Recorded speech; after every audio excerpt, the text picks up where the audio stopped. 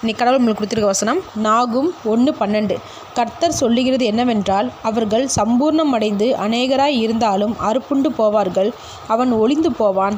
உன்னை நான் சிறுமைப்படுத்தினேன், இனி உன்னை சிறுமைப்படுத்தாதிருப்பேன். இந்த வசனத்தை குறித்து கடவுள் மட்டும் என்ன சொல்கிறத பார்ப்போம். யூதர்களை அசிரியர்கள் ரொம்ப ஒடுக்கினாங்க, அடிமையாக நடத்தினாங்க. இது எல்லாமே தேவனுடைய சம்மதத்தால் தான் நடந்துச்சு. ஏன்னா யூதர்கள் தேவனை விட்டு விலகி போனாங்க. தவறான வழிபாடுகள், தவறான பழக்கங்கள் இதில் ஈடுபட்டிருந்தாங்க. அதனால் தேவன் இவங்களை அசிரியர்களை கொண்டு தண்டித்தார். ஆனால் இப்போ தேவன் யூதர்கள் மேலே கருணை காட்டுறார்.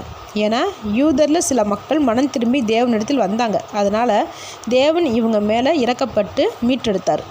இங்கே நாமளும் ஏதோ ஒரு சூழ்நிலையில் வழி தவறியோ இல்லை தேவனுக்கு பிடிக்காத காரியத்தையோ செஞ்சுருந்தாலோ தேவன் நமக்கு கஷ்டத்தை கொடுத்து இவ்வளவு காலம் தண்டிச்சிருக்கலாம்.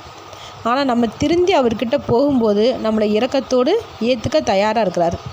நம்ம குற்ற உணர்ச்சியில் உட்காந்துட்டு இருக்காமல் திருத்திக்கிட்டு தேவன்கிட்ட சேரணும். அப்படி நம்ம சேரும்போது தேவன் நம்மளை நிச்சயமாக உயர்த்துவார். ஆமேன்.